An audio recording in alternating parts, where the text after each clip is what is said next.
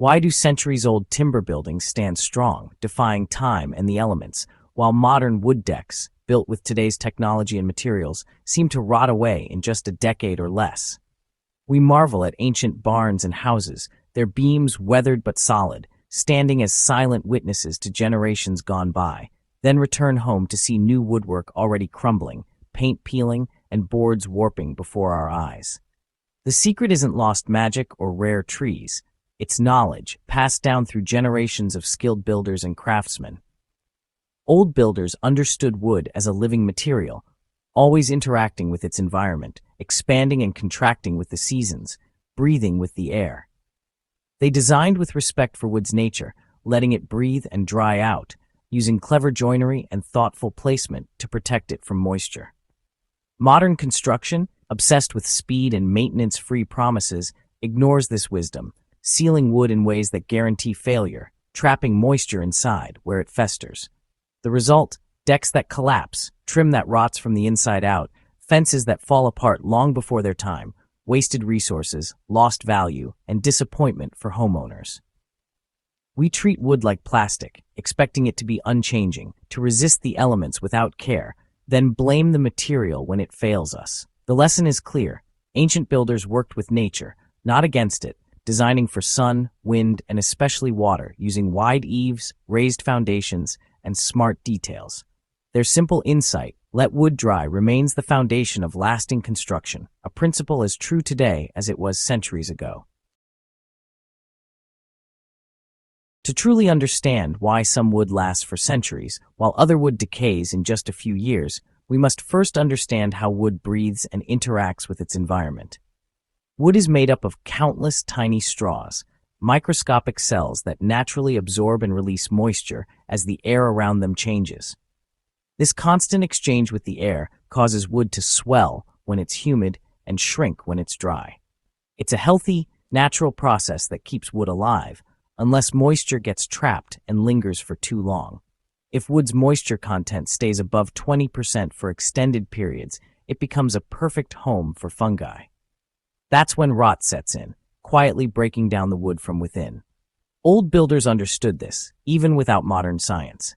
They knew instinctively that wood must be able to breathe and dry out after every rain or damp spell.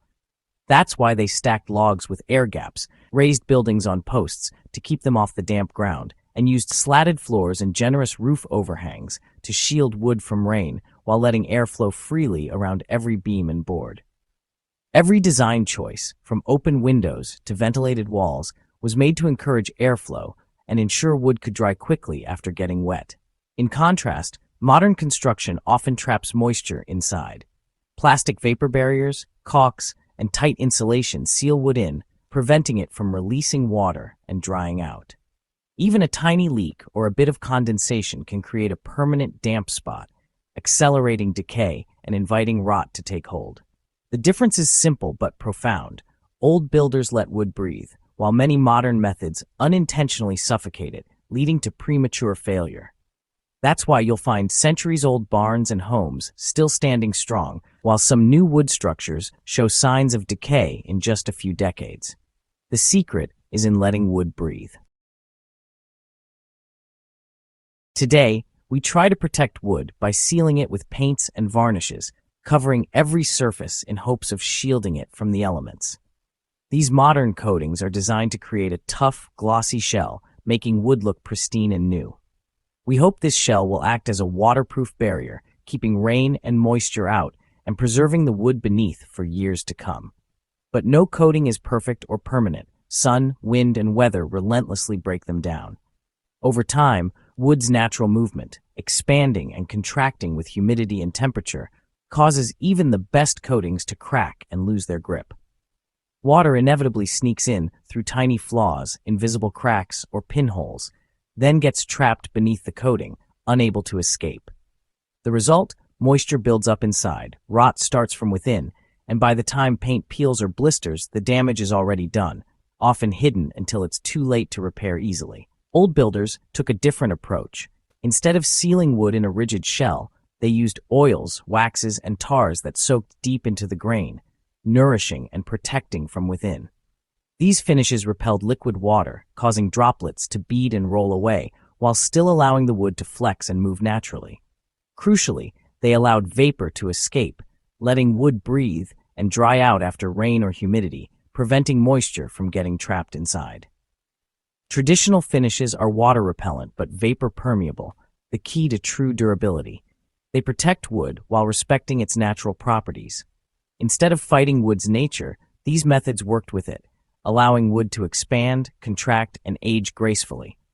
Modern film-forming coatings often suffocate wood, trapping moisture and leading to hidden decay, while old methods kept it healthy and resilient for generations.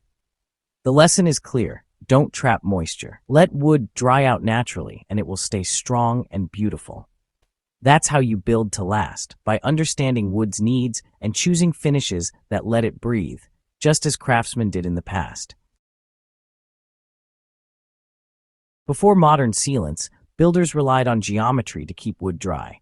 They shaped and oriented wood to shed water, no flat surfaces for puddles, always a slope for runoff. Old windowsills are angled with drip edges, forcing rain to fall away from the wall. Beams were cut at angles to protect end grain, and siding overlapped like shingles, creating a ventilated, waterproof skin. Airflow behind boards dried out any moisture that got in. Roofs were steep and overhangs generous, acting as umbrellas for the whole building. In wet climates, overhangs were massive, shielding wood for centuries. These weren't just stylistic, they were essential for durability. By using shape and gravity, old builders created structures that dried themselves. Modern design often forgets these lessons, favoring looks over longevity. Every old builder knew, wood and earth don't mix. The ground line is where rot starts. Moisture, oxygen, and fungi all meet there. Old buildings sat on stone foundations, lifting wood above splash and soil. This barrier kept wood dry and let air circulate underneath.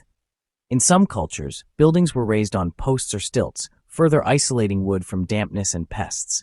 Posts touching the ground were made from rot-resistant wood or charred for extra protection. Today, we often ignore this, sinking posts in concrete or letting siding touch soil, inviting rot. The old wisdom: always separate wood from earth with stone or another barrier. That's how you build a foundation that lasts. Not all wood is equal, even within a single tree. Old builders knew to use dense, durable heartwood for exposed parts and softer sapwood for protected interiors. Heartwood, the tree's core, is naturally resistant to rot and insects thanks to its protective compounds. Sapwood, just under the bark, is soft and full of sugars, prime food for fungi and bugs. Careful selection was standard: heartwood for sills, siding, and shingles, sapwood for interiors. This maximized durability without waste. Today, mass-market lumber mixes heartwood and sapwood, or uses mostly sapwood from fast-grown trees. We compensate with chemical treatments, but it's a brute force fix for what old builders solved with knowledge.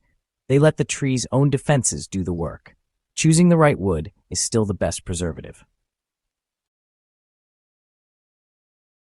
Old builders accepted that wood would eventually decay, so they designed for repair. Traditional timber frames are assemblies of replaceable parts, joined with pegs, not glue. If a beam rotted, it could be swapped out without tearing down the building. Roof shingles, siding, and sills were all easy to replace. Maintenance was expected, not avoided. Modern construction often glues and seals everything, making repairs difficult or impossible. When one part fails, the whole unit is often trashed. The old approach was modular and resilient. Buildings could be maintained for centuries, one piece at a time. To build for the long term, we must design for disassembly and repair, not disposability. Use screws, not glue. Make connections accessible. Expect maintenance. That's how buildings endure for generations.